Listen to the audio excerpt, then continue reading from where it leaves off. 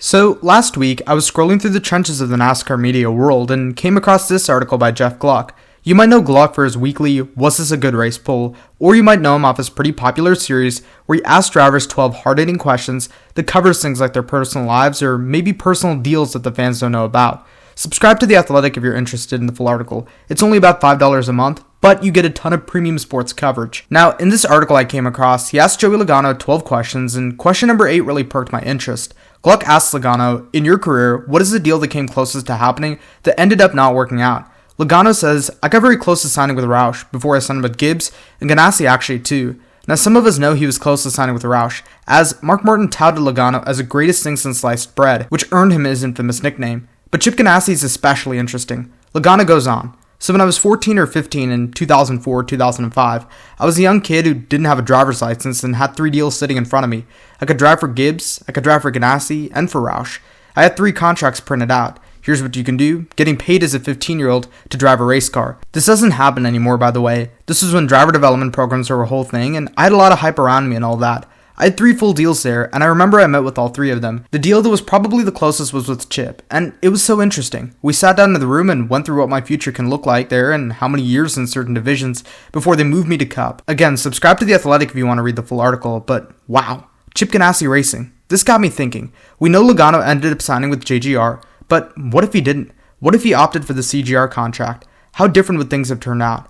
So that's what I want to talk about today. I want to raise a hypothetical and dive deep into how different the racing landscape would be had Logano signed with Ganassi. Again, this is just for fun. I'm not here saying that any of these would happen, and regardless, it's hard to say not knowing or understanding the full scope of all of the ramifications that would hypothetically take place. So starting off, I think after Logano shows what he can do on the local level, Chip Ganassi Racing opens up a Busch East team just for Logano to develop and hone his skills in 2007. He wins the championship, I think, whether with JGR or CGR, beating guys like Sean Case, Peyton Sellers, and Jeffrey Earnhardt. For 2008, I think he'll drive a second Chip Ganassi racing car in the Nationwide Series alongside their number 40 car that features anchor drivers Dario Franchitti and Brian Clausen. Let's say that second car is the number 42 in this hypothetical universe. I think Ganassi would want him to be full-time and spend at least 2 seasons behind the number 42 car. Logano showed an immense amount of talent in the Nationwide Series, so I think he wins a championship down here, besting Clint Bowyer in 2008 and just narrowly losing to Kyle Busch in 2009. For 2009, I think Logano drives a limited schedule in the number 8 car in the Cup Series, alongside Martin Truex Jr. and Juan Pablo Montoya. In this limited schedule, he'll make an appearance in New Hampshire, where he scores an upset win for the organization. By this point, the hype for Logano would be overflowing, and Ganassi would know that he's going to be tempted by other teams. So I think it's only realistic to say that Ganassi signs Logano to a multi-year contract to drive up into the Cup Series. He won't drive the 1, rather the 42. Chip wants to rehire Jamie McMurray, and I think he wipes the slate clean for his 2010 lineup, with McMurray in the primarily Bass Pro Shop sponsored number 1 Chevy, and Logano in the Target sponsored 42.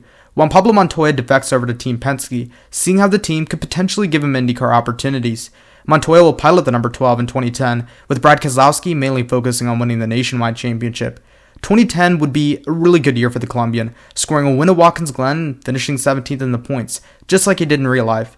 The next 2 years saw the same results we saw in real life with Montoya, being a fringe top 20 driver and a jet dryer magnet.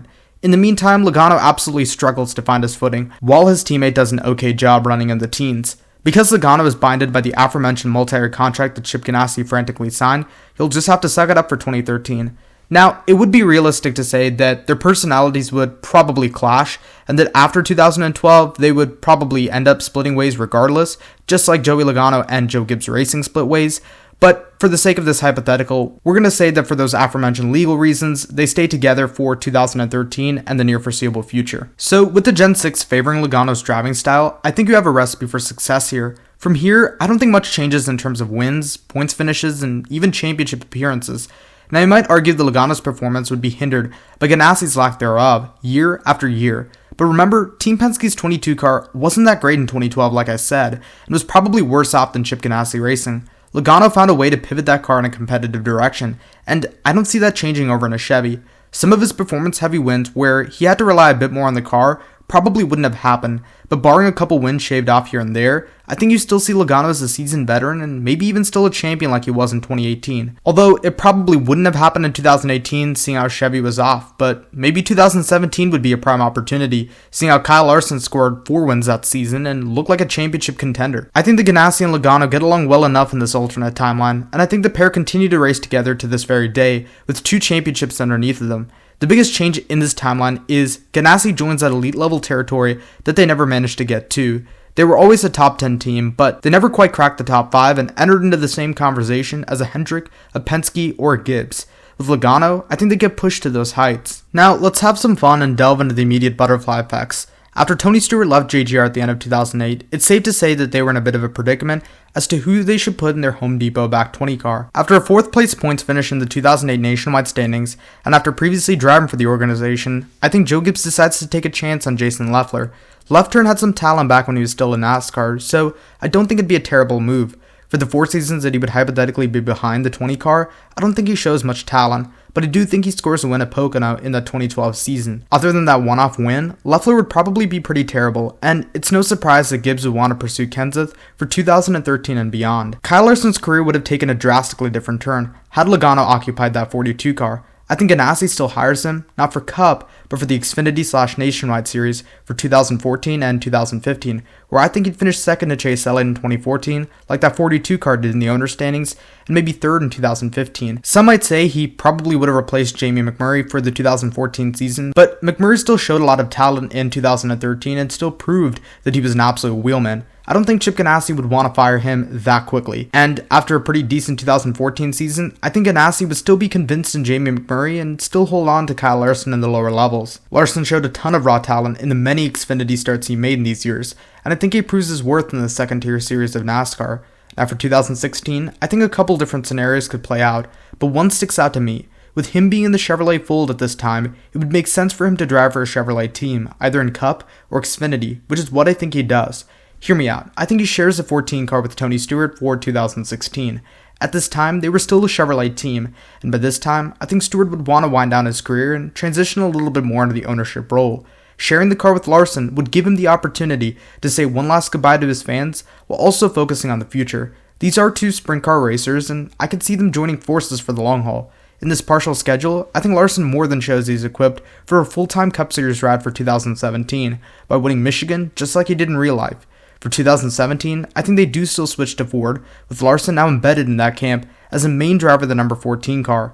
Again, I think he posts similar numbers as to how he did in real life. Not nearly as good as Kevin Harvick, certainly better than Kurt Busch, and miles away from Danica Patrick. For 4 seasons, Larson makes his presence known as the driver of the number 14 car, scoring 5 wins in the process, and 4 races into 2020, he seemed well on his way to re-up with the team for 2021. Well, until in April he couldn't hear someone in Monza. Thus Larson was kicked to the curb before joining with Hendrick Motorsports, and rejoining with the Golden Bowtie. It's definitely a far-fetched reality, but this entire hypothetical is predicated on the far-fetched. Now, the 22 car also takes quite a different turn in this timeline. For 2013, I think Juan Pablo Montoya moves from the 12 to the 22 car with Shell Pennzoil backing, and actually marginally improves over how he did in real life. I still think he's at the bottom half of the top 20, but I don't see it being completely disastrous. After 2013, I think Montoya assimilates into Team Penske's IndyCar fold, where he'd enjoy an Indy 500 in 2015, as well as some other magical moments. So, for 2014, I think the most natural and obvious hire is the previous season's nationwide runner-up, Sam Hornish Jr. Hornish has an immense amount of talent, so I think he makes the playoffs in 2014 and makes it all the way to the round of 12. I could see him nabbing a win, maybe at the road courses, but a mile-and-a-half win wouldn't be entirely outlandish. I think he returns to the team for 2015 as well, leaving the 9 car up for Dakota Armstrong, and does as good of a job as he'd hypothetically do in the years prior. 2016 would see his 3rd season behind the wheel of the 22 car, though I don't think this one would be as successful, with him only making it as far as the round of 16, and after nearly a decade in the world of stock car racing, I think he hangs it up and pursues opportunities outside of the world of NASCAR. For 2017, I think they take a chance on Clint Bowyer. While Bowyer spent 2016 riding around in the back for H. Scott Motorsports, he showed a ton of talent with MWR and RCR. I think this convinces the captain to try and put this rowdy character into a white shirt tucked into some black slacks. Bowyer would miss the playoffs by a long shot and not really come close to winning. The 22 program was off in 2017 and didn't really have the speed to run with some of the top 10 teams or even the top 15 teams.